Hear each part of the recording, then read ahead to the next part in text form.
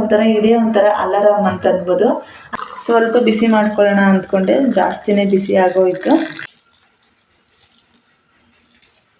ವಿಜಯ್ ಅವರು ನನಗೆ ಪರಿಚಯ ಆದಮೇಲೆ ಫಸ್ಟು ಏನು ಗೋಲ್ಡ್ ಗಿಫ್ಟ್ ಕೊಟ್ಟಿದ್ರು ಅಂತ ಹೇಳಿ ನಿಮ್ಮೊಂದಿಗೆ ಶೇರ್ ಮಾಡ್ಕೊತಾ ಇದ್ದೇನೆ. ಯೂಸ್ ಮಾಡ್ತೇನೆ, ಈಸಿಯಾಗಿ ಸುಲಿಬೋದು ಇದರಿಂದ ಕಾಯಿನ. ಕ್ಯಾಪ್ ಕ್ಲೋಸ್ ಮಾಡಿ 2 ವಿಜಲ್ ಕೂಗಿಸ್ಕೊಂಡ್ರೆ ಗೀ ರೈಸ್ ರೆಡಿ ಆಗುತ್ತೆ. ನಿಮ್ಮನೇಲೆಲ್ಲ ಬೇಜಾರು ಅಂತ ಹೇಳಿದ್ರೆ ಏನು ಮಾಡ್ತಾರೆ? ನಿಮ್ಮನೇಲಿ ನಿಮ್ಮ ಗಂಡದಿರೋ ಹೋಟೆಲಿಗೆ ಕರ್ಕೊಂಡು ಹೋಗ್ತಾರೆ, ಹಾಗೆ ಮೂವಿಗೆ ಕರ್ಕೊಂಡು ಹೋಗ್ತಾರೆ, ಮತ್ತು ಏನಾದರೂ ಚಾಟ್ಸ್ ತಿನ್ನೋದಕ್ಕೆ ಕರ್ಕೊಂಡು ಹೋಗ್ತಾರೆ. ಆದರೆ ನಮ್ಮನೇಲಿ ಹಾಯ್ ಫ್ರೆಂಡ್ಸ್, ನಮಸ್ತೆ ಎಲ್ಲರಿಗೂ. ಎಲ್ಲರೂ ಹೇಗಿದ್ದೀರಾ? ಐ ಹೋಪ್ ಎಲ್ಲರೂ ಚೆನ್ನಾಗಿದ್ದೀರಾ ಅಂತೇಳಿ ವ್ಲಾಗ್ನ ಸ್ಟಾರ್ಟ್ ಮಾಡ್ತಾ ಇದ್ದೇನೆ. ನಾನು ಇವತ್ತು ಮಾರ್ನಿಂಗಿಂದ ವ್ಲಾಗ್ನ ಸ್ಟಾರ್ಟ್ ಮಾಡ್ತಾ ಇದ್ದೇನೆ. ಟೈಮ್ ಬಂದು ಆಗಲೇ 5:15 ಆಗಿದೆ. ಇವತ್ತು ಬೇಗನೆ ಎಚ್ಚರ ಆಯಿತು, ಹಾಗಾಗಿ ಎದ್ದು ಸ್ವಲ್ಪ ಫ್ರೆಶ್ ಅಪ್ ಆಗಿ ವ್ಲಾಗ್ ಸ್ಟಾರ್ಟ್ ಮಾಡೋಣ ಅಂತೇಳಿ ಮಾಡ್ತಾ ಇದ್ದೇನೆ. ಕೆಲಸಗಳೆಲ್ಲ ನನಗೋಸ್ಕರ ಕಾಯ್ತಾ ಇದೆ. ಕಸ ಗುಡಿಸ್ಬೇಕು, ಹಾಗೆ ರಾತ್ರಿ ಎಲ್ಲಿಟ್ಟಿರೋಂಥ ಬುಕ್ಸು, ಹಾಗೆ ವಸಿಷ್ಠ ಇದೆಲ್ಲ ಟಾಯ್ಸ್ ಎಲ್ಲನೂ ಹಾಗೆ ಇದೆ. ಈಗ ಬೇಗ ಎಲ್ಲ ಎತ್ತಿಟ್ಬಿಟ್ಟು ಕೆಲಸ ಮುಗಿಸ್ಬೇಕು. ಇವತ್ತು 5:15 ಬೇಗನೆ ಎಚ್ಚರ ಆಗಿದೆ, ಹಾಗಾಗಿ ಇವತ್ತು ಕೆಲಸಗಳು ಕೂಡ ಬೇಗನೆ ಆಗುತ್ತೆ ಅಂತೇಳಿ ಅಂದ್ಕೊಂಡಿದ್ದೇನೆ. ಬನ್ನಿ ತಡ ಮಾಡದೆ ವ್ಲಾಗ್ನ ಸ್ಟಾರ್ಟ್ ಮಾಡೋಣ. ಕೊನೆವರೆಗೂ ವ್ಲಾಗ್ ನೋಡಿ ಸಪೋರ್ಟ್ ಮಾಡಿ. ಸ್ವಲ್ಪನಾದರೂ ಇಷ್ಟ ಆದರೆ ಲೈಕ್ ಮಾಡೋದನ್ನು ಮರಿಬೇಡಿ. ಬನ್ನಿ ವ್ಲಾಗ್ನ ಸ್ಟಾರ್ಟ್ ಮಾಡೋಣ. ಫ್ರೆಂಡ್ಸ್, ಬೆಳಗ್ಗೆನೇ ಬೇಗ ಎದ್ದಿದ್ದೀನಿ. ಈಗ ಬೆಳಗ್ಗೆ ಎದ್ದ ತಕ್ಷಣ ಫಸ್ಟ್ ನಾನು ಮಾಡೋ ಕೆಲಸ, ಫಸ್ಟು ಫ್ರೆಶ್ ಅಪ್ ಆಗಿ ನೆಕ್ಸ್ಟು 1 ಲೋಟ ಬಿಸಿನೀರು ಬೇಕು. ಹಾಗಾಗಿ ಬಿಸಿನೀರು ಕಾಯಿಸ್ಕೊಳ್ಳೋಣ ಅಂತೇಳಿ ಕಾಯಿಸ್ಕೊತಾ ಇದ್ದೇನೆ. ಬೆಳಗ್ಗೆ ಎದ್ದ ತಕ್ಷಣ ಬೇರೆ ಏನಾದರೂ ತಿನ್ನೋದು ಮತ್ತು ಕಾಫಿ ಟೀ ಕುಡಿಯೋದಕ್ಕಿಂತ ಮುಂಚಿತವಾಗಿ 1 ಲೋಟ ಬಿಸಿನೀರು ಕುಡಿದ್ರೆ ತುಂಬ ಆರೋಗ್ಯ ಚೆನ್ನಾಗಿರುತ್ತೆ. ಹಾಗಾಗಿ 1 ಲೋಟ ಬಿಸಿನೀರು ಜೊತೆ ನನ್ನ ಡೇ ಸ್ಟಾರ್ಟ್ ಆಗುತ್ತೆ. ಈಗ ಬಿಸಿನೀರನ್ನ ಕಾಯಿಸ್ಕೊತಾ ಇದ್ದೇನೆ. ಇವತ್ತಿನಿಂದ ಏನು ಅಂದ್ಕೊಂಡಿದ್ದೀನಿ ಅಂದರೆ, ಆದಷ್ಟು ವೀಡಿಯೋ ಮಾಡ್ತಾನೆ ವಾಯ್ಸ್ ಓವರ್ ಕೊಟ್ಕೊಂಡು ವೀಡಿಯೋ ಮಾಡೋಣ ಅಂತ ಅಂದ್ಕೊಂಡಿದ್ದೇನೆ. ಮತ್ತು ವೀಡಿಯೋ ಮಾಡಿ ಮತ್ತು ನೆಕ್ಸ್ಟ್ ವೀಡಿಯೋ ಎಡಿಟ್ ಮಾಡ್ತಾ ವಾಯ್ಸ್ ಓವರ್ ಕೊಡೋದು ಸ್ವಲ್ಪ ಕಷ್ಟ ಆಗ್ತಿದೆ, ಮತ್ತು ಟೈಮ್ ಕೂಡ ಜಾಸ್ತಿ ಆಗ್ತಾ ಇದೆ. ಅಂದರೆ ಒಂದು 20 ನಿಮಿಷದ ವೀಡಿಯೋ ಎಡಿಟ್ ಮಾಡೋದಕ್ಕೆ ನನಗೆ ಅಟ್ಲೀಸ್ಟ್ ಒಂದು 2 to 3 hours ಆದರೂ ಬೇಕು. ಹಾಗಾಗಿ ಅಷ್ಟೊಂದು ಟೈಮ್ ಸಿಗೋದಿಲ್ಲ. ಅದಕ್ಕೆ ನಾನು ವೀಡಿಯೋ ಮಾಡ್ತಾನೆ ವಾಯ್ಸ್ ಓವರ್ ಕೊಡ್ತಾ ಇದ್ದೇನೆ. ನೋಡಿ, ಬೆಳಗ್ಗೆ 5:15 5:15 ಸ್ಟಾರ್ಟ್ ಆಯಿತು ಅಂತಂದರೆ ಮಗ್ಗ ಸ್ಟಾರ್ಟ್ ಆಗುತ್ತೆ. ಇದೇ ಒಂಥರ ಅಲಾರಾಮ್ ಅಂತ ಅನ್ಬೋದು. ಅಲ್ಲಿ ಅಮ್ಮ ಮನೇಲಿ ಇದ್ದಾಗ ಮಸೀದಿ ಪಕ್ಕ ಇದ್ದು 5 ಗಂಟೆಗೆ ಅಲ್ಲಕ್ಕೆ ಹೋಗೋದಕ್ಕೆ ಎದ್ದೇಳೋರವರು, ಆಗ ಬೇಗ ಎಚ್ಚರ ಆಗೋದು ಅದು ಸೌಂಡ್ಗೆ. ಇಲ್ಲಿ ಗಂಡ ಮನೆಗೆ ಬಂದಾಗ ಇಲ್ಲಿ ಮಗ್ಗಗಳ ಸೌಂಡು ನೋಡಿ ಎಷ್ಟು ಸೌಂಡ್ ಆಗ್ತಿದೆ, ತೋರಿಸ್ತೀನಿ.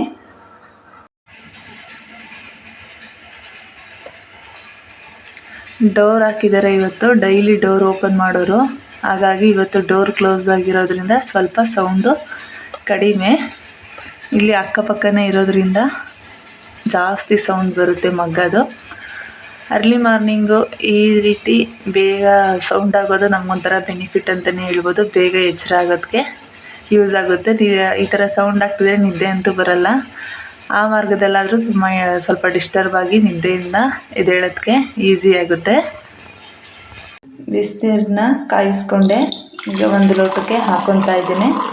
ಸ್ವಲ್ಪ ಬಿಸಿ ಮಾಡ್ಕೊಳ್ಳೋಣ ಅಂದ್ಕೊಂಡೆ, ಜಾಸ್ತಿನೇ ಬಿಸಿ ಆಗೋಯಿತು. ಸ್ವಲ್ಪ ನೀರು ತಣ್ಣಗಾಗೋಷ್ಟರಲ್ಲಿ ನಾನು ತುಳಸಿ ಗಿಡ ಮತ್ತು ಮನಿ ಪ್ಲ್ಯಾಂಟ್ಗೆ ನೀರು ಹಾಕಿ ಬರ್ತೇನೆ ತಗೊಂಡೋಗಿ.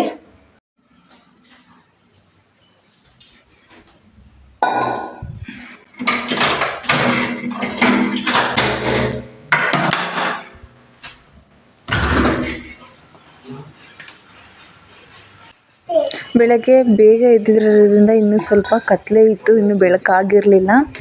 ಎಷ್ಟೇ ಗೇಟ್ ಕೀ ಎಲ್ಲ ಹಾಕಿ ಮಲಗ್ತೀವಿ ಅಂತ ಅಂದ್ರೂ ಈ ಥರ ಕತ್ತಲಿದ್ದಾಗ ಒಬ್ಬೊಬ್ಬಳೇ ಆಚೆ ಬರೋದಕ್ಕೆ ಭಯನೇ ಆಗುತ್ತೆ. ಹಾಗಾಗಿ ವಿಜಯ್ ಕೂಡ ನನ್ನ ಜೊತೆ ಬೇಗನೆ ಎದ್ದಿದ್ರು. ಅವರು ಕೂಡ ಬಂದಿದ್ದರು ಆಚೆ ತುಳಸಿ ಗಿಡಕ್ಕೆ ನೀರು ಹಾಕಬೇಕಾದ್ರೆ. ಇದರಲ್ಲಿ ತುಳಸಿ ಗಿಡದಲ್ಲಿ ಮೆಣಸಿನ ಗಿಡ ಇಟ್ಟಿದೆ. ಮೆಣಸಿನ ಗಿಡನ ಕಿತ್ತಾಕಿದ್ಮೇಲೆ ತುಳಸಿ ಗಿಡ ಚೆನ್ನಾಗಿ ಆಗಿದೆ ನೋಡಿ. ಮನಿ ಪ್ಲ್ಯಾಂಟ್ ಕೂಡ ಎಷ್ಟು ಚೆನ್ನಾಗಿ ಬೆಳೆದಿದೆ. ನಾವು ಈ ಮನೆಗೆ ಬಂದಾಗ ಬರೀ ಒಂದು 4ರಿಂದ 5 ಎಲೆ ಇತ್ತು ಅಷ್ಟೇನೆ. ಈಗ ಚೆನ್ನಾಗಿ ಕಂಬಿ ಎಲ್ಲ ಹತ್ತಿ ಬೆಳೆದಿದೆ ನೋಡಿ. ಹೋಗಿ ಮತ್ತು ರಿವರ್ಸ್ ಬಂದು ಇಷ್ಟುದ್ದ ಬಂದಿದೆ, ಚೆನ್ನಾಗಿ ಬರ್ತಾ ಇದೆ.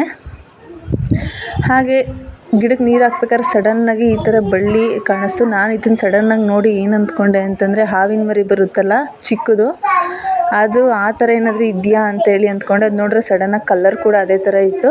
ಆಮೇಲಿಂದ ಒಂದು ಸ್ವಲ್ಪ ಹೊತ್ತು ನೋಡಿದೆ, ಅದಲ್ಲ ಅಂತೇಳಿ ಗೊತ್ತಾಯಿತು. ಫ್ರೆಂಡ್ಸ್ ನೋಡಿ, ಇನ್ನೂ ಎಷ್ಟು ಕತ್ಲಿದೆ. ಸ್ವಲ್ಪ ನಮ್ಮನೆ ಹತ್ರ ಇಲ್ಲಿ ಸ್ವಲ್ಪ ಖಾಲಿ ಸ್ಪೇಸ್ ಇರೋದ್ರಿಂದ ಸ್ಕೂಲ್ ವ್ಯಾನ್ಗಳನ್ನೆಲ್ಲ ಇಲ್ಲಿಗೆ ಸಂಜೆ ತಂದು ಪಾರ್ಕಿಂಗ್ ಮಾಡಿ ಮತ್ತು ಇಲ್ಲಿಂದನೇ ಬೆಳಗ್ಗೆ ಸ್ಟಾರ್ಟ್ ಮಾಡ್ತಾರೆ.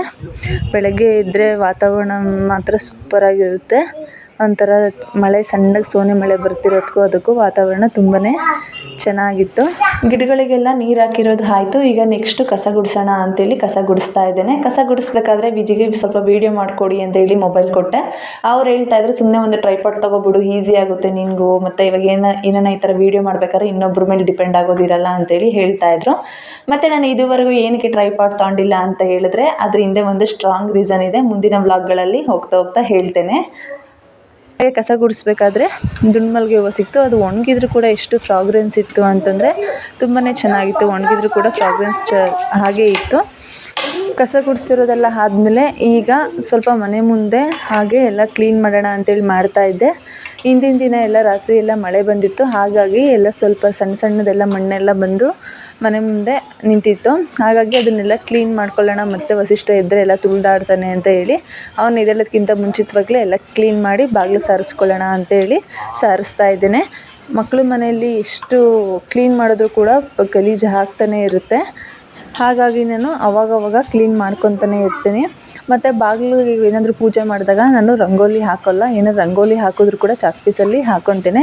ಯಾಕೆ ರಂಗೋಲಿ ಪುಡಿ ಯೂಸ್ ಮಾಡಲ್ಲ ಅಂತಂದರೆ ಮನೇಲಿ ವಸಿಷ್ಠ ಇದ್ದಾನಲ್ಲ, ಹಾಗಾಗಿ ಅವನು ಆಚೆ ಮತ್ತು ಒಳಗಡೆ ಓಡಾಡ್ತಾ ಇರ್ತಾನೆ. ಹಾಗೆ ಮತ್ತು ಇನ್ನೊಂದೇನು ಅಂತಂದರೆ ರಂಗೋಲಿ ದೇವ್ರ ಸಮಾನ ಅಂತೇಳಿ ಹೇಳ್ತಾರೆ. ರಂಗೋಲಿ ಹಾಕಿದಾಗ ರಂಗೋಲಿನ ಪೊರ್ಕೆಯಲ್ಲಿ ಗುಡಿಸೋದಾಗಲಿ ಮತ್ತು ಕಾಲಲ್ಲಿ ತುಳಿಯೋದಾಗಲಿ ಮಾಡಬಾರ್ದು. ಮಕ್ಕಳಿರೋ ಮನೇಲಿ ಅಂತಂದರೆ ರಂಗೋಲಿ ಏನಾದರೂ ನಾವು ಹಾಕಿದ್ವಿ ಅಂತಂದರೆ ಮಕ್ಕಳು ಒಳಗಡೆ ಮತ್ತು ಹೊರಗಡೆ ಓಡಾಡ್ತಾನೆ ಇರ್ತಾರೆ. ಆಗ ತುಳಿಯೋ ಚಾನ್ಸಸ್ ಜಾಸ್ತಿ ಇರುತ್ತೆ. ಹಾಗಾಗಿ ವಸಿಷ್ಠ ಸ್ವಲ್ಪ ದೊಡ್ಡವನಾದಮೇಲೆ ರಂಗೋಲಿ ಪುಡಿನ ಬಳಸಿ ರಂಗೋಲಿ ಹಾಕೊಂಡ್ರೆ ಆಯಿತು ಅಂತೇಳಿ ಈಗ ನಾನು ಸದ್ಯಕ್ಕೆ ಬೇಕು ಅಂತಂದರೆ ಚಾಕ್ ಪೀಸಲ್ಲಿ ಹಾಕ್ಕೊತೀನಿ. ಇಲ್ಲ ಅಂತಂದರೆ ಬರೀ ಬಾಗಿಲಿಗೆ ಅರಿಶಿನ ಕುಂಕುಮ ಇಟ್ಟು ಹೂವನ್ನ ಇಡ್ತೀನಿ. ಫ್ರೆಂಡ್ಸ್ ನೋಡಿ, ಬೆಳಗ್ಗೆ ಎಲ್ಲ ಸಾರಿಸ್ಬಿಟ್ಟು ಈಗ ಅರಿಶಿನ ಕುಂಕುಮ ಎಲ್ಲ ಹಚ್ಚಿ ಹೂಗಳನ್ನ ಇಡ್ತಾ ಇದ್ದೀನಿ.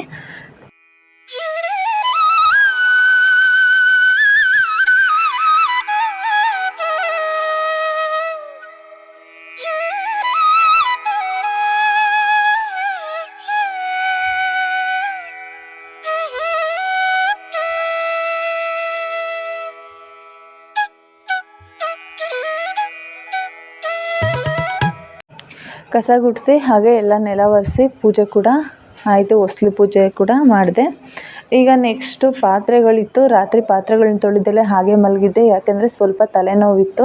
ಹಾಗಾಗಿ ಬೆಳಗ್ಗೆ ತೊಳ್ಕೊಂಡ್ರಾಯ್ತು ಅಂತೇಳಿ ಸ್ವಲ್ಪನೇ ಇತ್ತು ಪಾತ್ರೆ. ಬೆಳಗ್ಗೆ ತೊಳ್ಕೊಂಡ್ರಾಯ್ತು ಅಂತೇಳಿ ಹಾಗೆ ಮಲಗಿದ್ದೆ. ಈಗ ಫಸ್ಟು ಅಡುಗೆ ತಿಂಡಿ ಮಾಡೋದಕ್ಕಿಂತ ಮುಂಚಿತವಾಗಿ ಪಾತ್ರೆಗಳನ್ನೆಲ್ಲ ತೊಳ್ಕೊಳ್ಳೋಣ ಅಂತೇಳಿ ತೊಳ್ಕೊತಾ ಇದ್ದೇನೆ. ಪಾತ್ರೆಗಳು ತೊಳ್ಕೊಂಡಿದ್ದಾದಮೇಲೆ ನೆಕ್ಸ್ಟು ತಿಂಡಿ ಮಾಡಬೇಕು. ಆಗಲೇ ಬೆಳಕಾಗ್ತಾ ಇದೆ. ಎಷ್ಟು ಬೇಗ ಇದ್ದರೂ ಕೂಡ ಅದೊಂದು ಕೆಲಸ ಇದ್ದೇ ಇರುತ್ತೆ. ಟೈಮ್ ಹೋಗೋದೇ ಗೊತ್ತಾಗಲ್ಲ ಅರ್ಲಿ ಮಾರ್ನಿಂಗ್ ಇದ್ದರೂ ಕೂಡ. ಈಗ ತೊಳೆದಿರೋ ಪಾತ್ರೆಗಳನ್ನೆಲ್ಲ ಒಂದು ಟಬ್ಗೆ ಹಾಕಿ ಹೀಗೆಲ್ಲ ಕ್ಲೀನ್ ಮಾಡ್ಕೊತಾ ಇದ್ದೇನೆ. ಹಾಗೆ ಇವತ್ತು ಮಾರ್ನಿಂಗ್ ಟಿಫನ್ಗೆ ಗೀ ರೈಸ್ ಮಾಡ್ಕೊಳ್ಳೋಣ ಸಿಂಪಲ್ಲಾಗಿ ಅಂತ ಹೇಳಿ ಗೀ ರೈಸ್ ಮಾಡೋದಕ್ಕೆ ಆನಿಯನ್ ಕಟ್ ಮಾಡ್ಕೊಂಡಿದ್ದೇನೆ. 2 ಮೀಡಿಯಮ್ ಸೈಜ್ ಆನಿಯನ್ ತೊಗೊಂಡು ಈ ಥರ ಉದ್ದವಾಗಿ ಕಟ್ ಮಾಡ್ಕೊಂಡಿದ್ದೇನೆ. ಹಾಗೆ ಖಾರಕ್ಕೆ ಅಂತೇಳಿ ಹಸಿಮೆಣಸಿನ್ಕಾಯಿ ತೊಗೊಂಡಿದ್ದೀನಿ.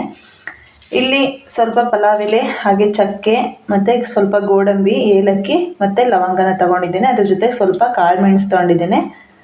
ಇಲ್ಲೂ ಸ್ವಲ್ಪ ಕಾಳು ಮೆಣಸು ತೊಗೊಂಡಿದ್ದೇನಲ್ಲ, ಹಾಗಾಗಿ ಸ್ವಲ್ಪ ಮೆಣಸಿನ್ಕಾಯಿನ ಕಡಿಮೆನೇ ತೊಗೊಂಡಿದ್ದೇನೆ. ಕಾಳು ಮೆಣಸಲ್ಲಿ ಹಾಕಿದ್ರೂ ಕೂಡ ಖಾರ ಆಗುತ್ತೆ ಅಂತ ಹೇಳಿ. ಹಾಗೆ ಗೀ ರೈಸ್ ಮಾಡೋದಕ್ಕೆ ಸ್ವಲ್ಪ ಕಾಯಿ ಹಾಲು ಹಾಕೋಣ ಅಂತ ಹೇಳಿ ಈಗ ಕಾಯಿ ಸುಲ್ಕೊತಾ ಇದ್ದೇನೆ. ಕಾಯಿ ಸುಲಿಯೋದಕ್ಕೆ ಈ ಥರ ಒಂದು ಟೂಲ್ನ ಯೂಸ್ ಮಾಡ್ತೇನೆ. ಈಸಿಯಾಗಿ ಸುಲಿಬೋದು ಇದರಿಂದ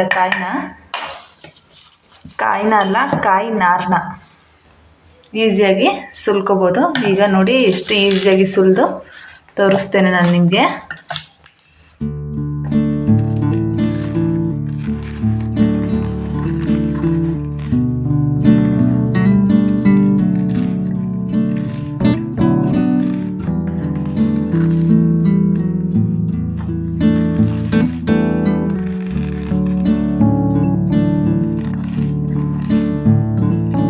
ಫ್ರೆಂಡ್ಸ್ ನೋಡಿ, ಎರಡೇ ಸರಿಗೆ ಸುಲ್ಕೋಬೋದು. ಈ ಥರ ಟೂಲ್ ಯೂಸ್ ಮಾಡಿದ್ರೆ ತೆಂಗಿನಕಾಯಿನ ತೆಗಿಯೋದಕ್ಕೆ ನೋಡಿ, ಒಂದು ಸಲ ತೆಗ್ದಾಗ ಇಷ್ಟು ನಾರು ಬಂತು, 2 ಸಲ ತೆಗ್ದಾಗ ಇಷ್ಟು ನಾರು ಬಂತು.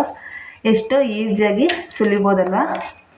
ಈಸಿಯಾಗಿ ಪಾತ್ರೆ ಅಂಗಡಿಗಳಲ್ಲಿ ಸಿಗುತ್ತೆ ಈ ಥರ ಟೂಲು. ನೀವು ಕೂಡ ತಗೊಳ್ಳಿ, ಈಸಿಯಾಗಿ ತೆಂಗಿನಕಾಯಿ ನಾರು ತೆಗಿಬೋದು.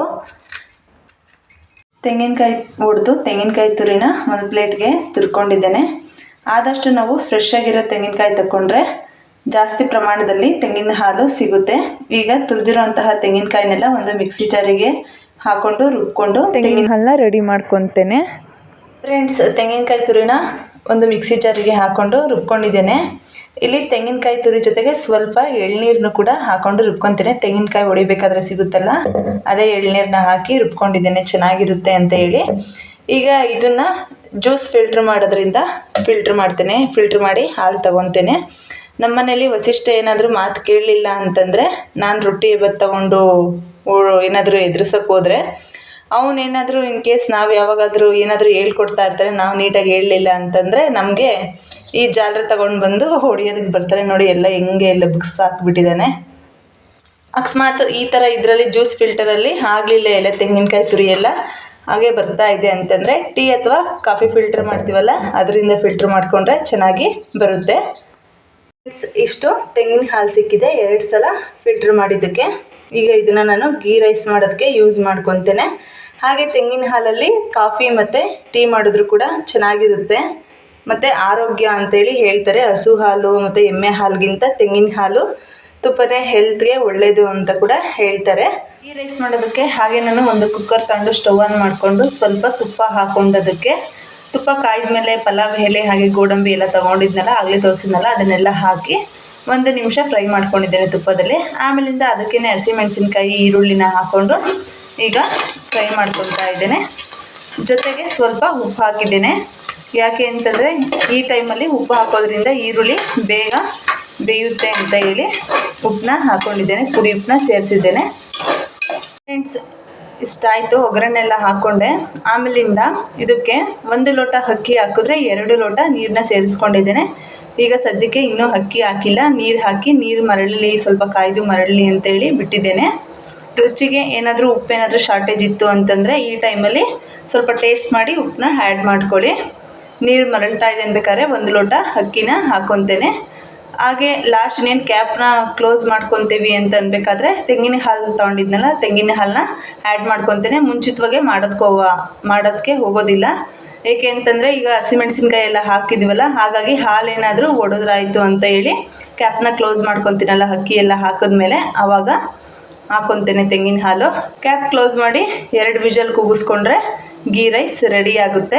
ನೀವು ಒಂದ್ಸಲ ಟ್ರೈ ಮಾಡಿ, ಸಿಂಪಲ್ಲಾಗಿ ಮಾಡ್ಕೋಬೋದು, ಕ್ವಿಕ್ಕಾಗಿ ಮಾಡ್ಬೋದು. ಟೇಸ್ಟ್ ಕೂಡ ಅಷ್ಟೇ ಚೆನ್ನಾಗಿರುತ್ತೆ. ಫ್ರೆಂಡ್ಸ್, ಗೀ ರೈಸು ರೆಡಿ ಆಯಿತು. ಗೀ ರೈಸ್ ಮಾಡಿದಾಗ ವೆಜ್ ಕುರ್ಮಾ ಅಥವಾ ಚಿಕನ್ ಕರಿನ ಟ್ರೈ ಮಾಡಿ, ತುಂಬಾ ಚೆನ್ನಾಗಿರುತ್ತೆ ಗೀ ರೈಸ್ ಜೊತೆ. ವಸಿಷ್ಠಗೆ ಟಿಫನ್ ಮಾಡಿಸಿ ಸ್ಕೂಲ್ಗೆ ರೆಡಿ ಮಾಡಿದೆ. ಇವತ್ತು ವಸಿಷ್ಠ ಅವ್ರ ಸ್ಕೂಲಲ್ಲಿ ರೈಮ್ಸ್ ಕಾಂಪಿಟೇಷನ್ ಇತ್ತು. ಹಾಗಾಗಿ ವಸಿಷ್ಠ ಇವತ್ತು ಐ ಲವ್ ಮೈ ಇಂಡಿಯಾ ಅಂತ ಒಂದು ಟಿ ಶರ್ಟ್ ಹಾಕ್ಕೊಂಡಿದ್ದಾನೆ. ಇವತ್ತು ಒಂದು ಇಂಡಿಯಾ ರಿಲೇಟ್ಸ್ ಸಾಂಗ್ ರೈಮ್ಸ್ ಹೇಳ್ಕೊಟ್ಟಿದ್ದೆ, ಅದಕ್ಕೆ ಮ್ಯಾಚ್ ಆಗಲಿ ಅಂತ ಹೇಳಿಬಿಟ್ಟು ಈ ಥರ ಟಿ ಶರ್ಟ್ನ ಹಾಕಿದ್ದೇನೆ. ಈಗ ಸ್ಕೂಲ್ಗೆ ಹೋಗ್ತಾ ಇದ್ದಾನೆ. ವಸಿಷ್ಠ ಸ್ಕೂಲ್ಗೆ ಹೋದ್ಮೇಲೆ ಹಾಗೆ ಇವತ್ತಿನ ಪೂಜೆ ಕೂಡ ಮಾಡಿದೆ. 12 ಗಂಟೆ ಅಷ್ಟರಲ್ಲಿ ದೀಪ ಹಚ್ಚೋಣ ಅಂತೇಳಿ ಹಚ್ಚಿದೆ.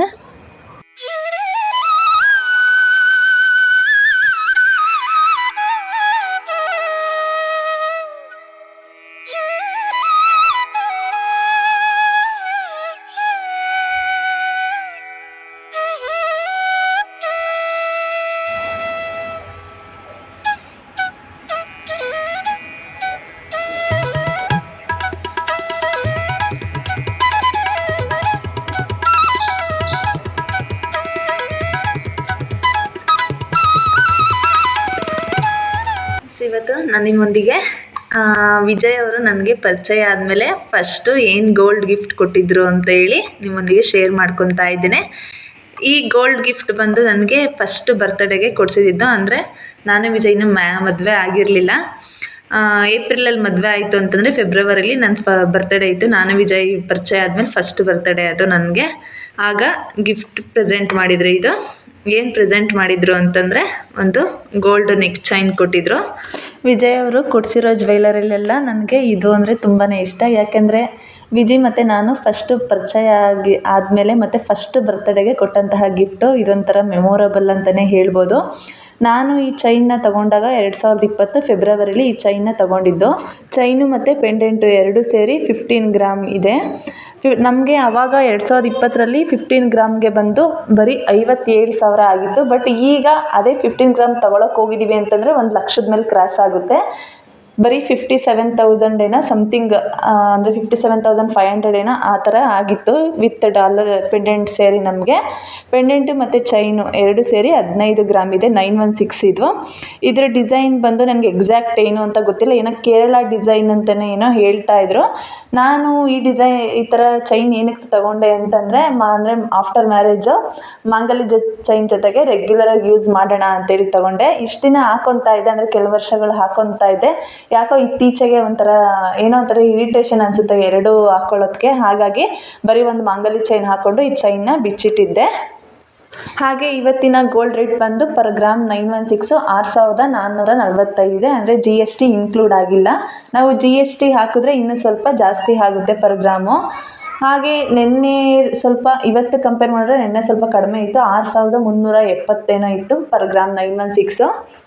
ನೀವೇನಾದರೂ ಗೋಲ್ಡ್ ಏನಾದರೂ ಇನ್ವೆಸ್ಟ್ ಮಾಡ್ತೀರಾ ಅಂತಂದರೆ ಆದಷ್ಟು 916 ಗೋಲ್ಡ್ಗೆ ಇನ್ವೆಸ್ಟ್ ಮಾಡಿ. ಯಾಕೆಂದರೆ ನಾವೇನಾದರೂ KDM ಆ ಥರ ಏನಾದರೂ ತೊಗೊಂಡಾಗ ಮತ್ತು ನಾವು ರಿಟರ್ನ್ ಹಾಕೋಕೆ ಹೋದಾಗ ನಮಗೆ ಅದೇ ರೇಟ್ಗೆ ಹಾಕ್ಕೊಡೋದಿಲ್ಲ, ಅದರಲ್ಲಿ ವೇಸ್ಟೇಜು ಆ ಥರ ಎಲ್ಲ ತೆಗಿತಾರೆ. ಬಟ್ 916 ಅಂದರೆ ಅಷ್ಟೊಂದು ಏನು ತೆಗಿಯಲ್ಲ. ಅವತ್ತು ಏನು ರೇಟ್ ಇರುತ್ತೆ 916 ಅದೇ ರೇಟ್ಗೆ ಹಾಕ್ಕೊಡ್ತಾರೆ ನಾವು ರಿಟರ್ನ್ ಹಾಕೋಕೆ ಹೋದರೂ ಕೂಡ. ಆದಷ್ಟು ನೀವು ಏನಾದರೂ ಇನ್ವೆಸ್ಟ್ ಮಾಡ್ತೀವಿ ಅಂತಂದರೆ ಬಟ್ಟೆ ಈ ಥರ ಮತ್ತು ಕಾಸ್ಮೆಟಿಕ್ಸು ಈ ಥರಕ್ಕೆ ಇನ್ವೆಸ್ಟ್ ಮಾಡೋದ್ರ ಬದಲು ಗೋಲ್ಡ್ ಮೇಲೆ ಇನ್ವೆಸ್ಟ್ ಮಾಡಿ. ಏಕೆಂದರೆ ಗೋಲ್ಡ್ ಎಂದಿದ್ರೂ ಕೂಡ ವ್ಯಾಲ್ಯೂಯಬಲ್ಲೇ, ನಮಗೆ ಫ್ಯೂಚರಲ್ಲಿ ಏನಾದರೂ ಬೇಕು ಅಂದಾಗೂ ಕೂಡ ಯೂಸ್ ಆಗುತ್ತೆ. ಹಾಗಾಗಿ ಗೋಲ್ಡ್ಗೆ ಇನ್ವೆಸ್ಟ್ ಮಾಡಿ. ಗೋಲ್ಡ್ಗೆ ಇನ್ವೆಸ್ಟ್ ಮಾಡೋದ್ರಲ್ಲೂ ಕೂಡ 916 ಗೋಲ್ಡ್ಗೆ ಇನ್ವೆಸ್ಟ್ ಮಾಡಿ. ತುಂಬಾ ಫ್ಯೂಚರಲ್ಲಿ ಯೂಸ್ಫುಲ್ ಆಗುತ್ತೆ. ನಾವೇನಾದ್ರು ರಿಟರ್ನ್ ಹಾಕೋಕೆ ಹೋದಾಗ ನಮಗೆ ಅವತ್ತೇನು ರೇಟ್ ಇರುತ್ತೋ ಅದೇ ರೇಟ್ಗೆ ಹಾಕ್ಕೊಡ್ತಾರೆ. ಫ್ರೆಂಡ್ಸ್, ಹಾಗೆ ಸಂಜೆ ಮೇಲೆ ಮಾರ್ಕೆಟ್ಗೆ ಹೋಗೋಣ ಅಂಥೇಳಿ ಹೋಗ್ತಾ ಇದ್ವಿ. ಸ್ವಲ್ಪ ಮನೇಲಿ ತರಕಾರಿಗಳೆಲ್ಲ ಖಾಲಿಯಾಗಿತ್ತು, ಹಾಗಾಗಿ ತರಕಾರಿಗಳನ್ನೆಲ್ಲ ತೊಗೊಂಡು ಬರೋಣ ಖಾಲಿಯಾಗಿರೋಂಥದ್ದೆಲ್ಲ ಅಂಥೇಳಿ ಹೋಗ್ತಾ ಇದ್ದೀವಿ. ನಾನು ಜಾಸ್ತಿ ತರಕಾರಿಗಳನ್ನ ತೊಗೊಬಂದು ಫ್ರಿಜ್ಜಲ್ಲಿ ಸ್ಟೋರ್ ಮಾಡೋದಿಲ್ಲ. ಸ್ವಲ್ಪ ಅಂದರೆ ಒಂದು ಸಲ ತೊಗೊಂಡು ಬಂದೆ ಅಂದರೆ ಒಂದು 2-3 ದಿವಸಕ್ಕೆ ಆಗೋಷ್ಟು ಮಾತ್ರ ತೊಗೊಂಡು ಬರ್ತೀನಿ. ಹಾಗಾಗಿ ಈಗ ತರಕಾರಿಗಳನ್ನ ತರೋದಕ್ಕೆ ಮಾರ್ಕೆಟ್ಗೆ ಹೋಗ್ತಾ ಇದ್ದೀನಿ. ನೋಡಿ, ಸ್ವಲ್ಪ ನಾವು ಹೋಗೋ ಟೈಮಲ್ಲಿ ಸ್ವಲ್ಪ ಸಣ್ಣದಾಗಿ ಸೋನೆ ಮಳೆ ಥರ ಬಂತು. ಮಾರ್ಕೆಟಿಂದ ಮನೆಗೆ ಬಂದ್ವಿ. ಮೆಣಸಿನ್ಕಾಯಿ ತಗೊಬಂದಿದ್ದೆ, ಹಾಗಾಗಿ ಅದನ್ನು ಹೇಗೆ ಹಾಗೆ ಫ್ರಿಜ್ಜಲ್ಲಿ ಎತ್ತಿಡೋದು ಅಂತ ಹೇಳಿ ಈಗ ಮೆಣಸಿನ್ಕಾಯಿ ತೊಟ್ಟೆಲ್ಲ ಬಿಡಿಸ್ಕೊಂಡು ಎತ್ತಿಡೋಣ ಒಂದು ಬಾಕ್ಸ್ಗೆ ಹಾಕಿ ಅಂತೇಳಿ ಎತ್ತಿಡ್ತಾ ಇದ್ದೆ. ಹಾಗೆ ಮಾರ್ಕೆಟಿಂದ ಸೊಪ್ಪನ್ನ ತೊಗೊಂಡು ಬಂದಿದ್ದೆ.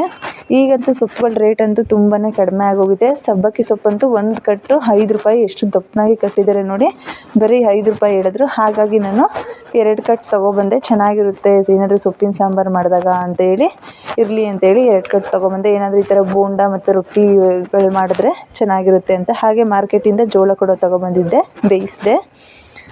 ರಾಗಿ ಹಿಟ್ಟು ಖಾಲಿಯಾಗಿತ್ತು, ಹಾಗಾಗಿ ಸ್ವಲ್ಪ ಬಾಕ್ಸ್ನೆಲ್ಲ ತೊಳೆದು ರಾಗಿ ಹಿಟ್ಟು ಹಾಕ್ಕೊಳ್ಳೋಣ ಅಂತೇಳಿ ಹಾಕ್ಕೊತಾ ಇದ್ದೇನೆ. ಫ್ರೆಂಡ್ಸ್, ನಾವು ಇನ್ನೊಂದು ಏನು ಅಂತಂದರೆ ಹಿರಿಯರು ಹೇಳ್ತಾರೆ, ಬಾಕ್ಸ್ ಫುಲ್ಲು ಖಾಲಿ ಮಾಡಿ ಏನಾದರೂ ದಿನಸಿ ಮತ್ತು ಧಾನ್ಯಗಳನ್ನ ತುಂಬ್ಕೊಳ್ಬೇಕಾದ್ರೆ ಬಾಕ್ಸ್ ಫುಲ್ಲು ಖಾಲಿ ಮಾಡಬಾರ್ದು. ಸ್ವಲ್ಪ ಉಳಿದಿರಬೇಕಾದ್ರೆ ಹಿಟ್ಟನ್ನ ಈ ಥರ ಹಾಕಿ ಆಮೇಲೆ ನೆಕ್ಸ್ಟ್ ಅದಕ್ಕೆ ಹೊಸ ಹಿಟ್ಟನ್ನ ತುಂಬಿಕೊಂಡು ಹಾಕ್ಕೋಬೇಕು ಅಂತೇಳಿ ಹೇಳ್ತಾರೆ. ಜಾಸ್ತಿ ಬರೀ ಇದು ಮಾಡಬಾರ್ದು ಅಂತೇಳಿ ಹೇಳ್ತಾರೆ. ಅಕ್ಕಿ ಬಾಕ್ಸ್ ಆಗಲಿ ಹಾಗೆ ಏನಾದರೂ ಈ ಥರ ಹಿಟ್ಟು ಬಾಕ್ಸ್ ಆಗಲಿ. ಎಲ್ಲರದ್ದು ಊಟ ಮಾಡಿರೋದಾಯಿತು. ಹಾಗೆ ಸ್ವಲ್ಪ ಪಾತ್ರೆಗಳನ್ನೆಲ್ಲ ತೊಳೆದ್ಬಿಟ್ಟು ಸ್ಟವ್ ಸ್ವಲ್ಪ ಗಲೀಜಾಗಿತ್ತು, ಹಾಗಾಗಿ ಸ್ಟವ್ನು ಸ್ವಲ್ಪ ಕ್ಲೀನ್ ಮಾಡಿಕೊಂಡೆ ನೈಟೇ.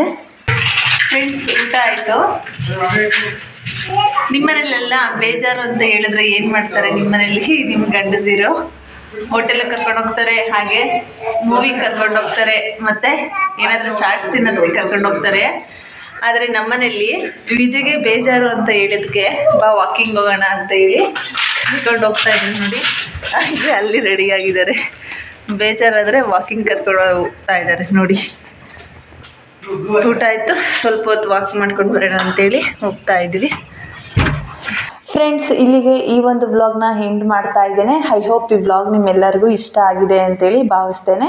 ಇಷ್ಟ ಆದರೆ ಲೈಕ್ ಮಾಡಿ, ಶೇರ್ ಮಾಡಿ. ಹಾಗೆ ಇನ್ನೂ ನನ್ನ ಚಾನಲ್ಗೆ ಸಬ್ಸ್ಕ್ರೈಬ್ ಆಗದಲೇ ವಿಡಿಯೋನ ನೋಡ್ತಾ ಇದ್ದರೆ ಪ್ಲೀಸ್ ನನ್ನ ಚಾನಲ್ಗೆ ಸಬ್ಸ್ಕ್ರೈಬ್ ಆಗಿ. ಮುಂದಿನ ವ್ಲಾಗ್ನೊಂದಿಗೆ ಮತ್ತೊಮ್ಮೆ ಸಿಗ್ತೇನೆ. ಅಲ್ಲಿಯವರೆಗೂ ಬಾಯ್ ಬಾಯ್.